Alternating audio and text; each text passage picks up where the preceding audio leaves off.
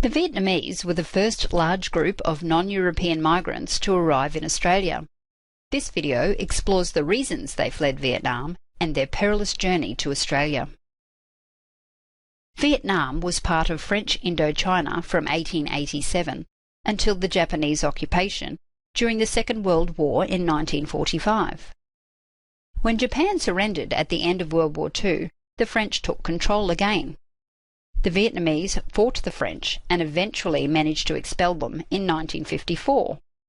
The country then became divided, with the Communists under the leadership of Ho Chi Minh taking control of North Vietnam, and the Vietnamese, still loyal to the emperor who had ruled during French and Japanese occupation, in the south.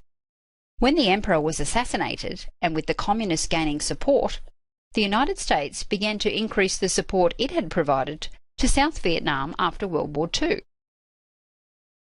The Vietnam War between the North and the South began in 1954.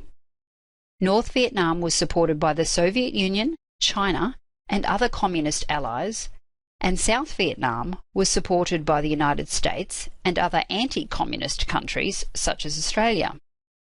The war raged for 19 years, and with no real end in sight, the Americans withdrew in 1973.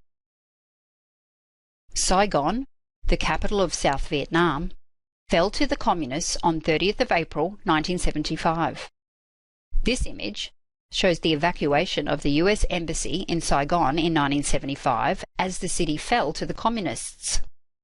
Scared South Vietnamese people are trying to climb the wall with the hope of being evacuated with the Americans. 130,000 Vietnamese who had helped the United States in the war were evacuated, but hundreds of thousands more remained. In the ensuing decade, an estimated 2 million people fled Vietnam for fear of persecution from the new communist government. As the policies of the government became harsher, more and more Vietnamese fled the country. Initially, people fled by sea, most seeking safety in camps in neighbouring countries of Southeast Asia, such as Thailand, Malaysia and Indonesia, but a few of the boats came directly to Australia in search of asylum. Many of these refugees, known as boat people, did not survive the journey in their overcrowded boats, as they faced food and water shortages, exposure, storms, and attacks from pirates. Those who made it safely to refugee camps in Asia stayed for months or years awaiting official processes before being flown out for resettlement in Western countries like Australia, the United States, France, and Canada.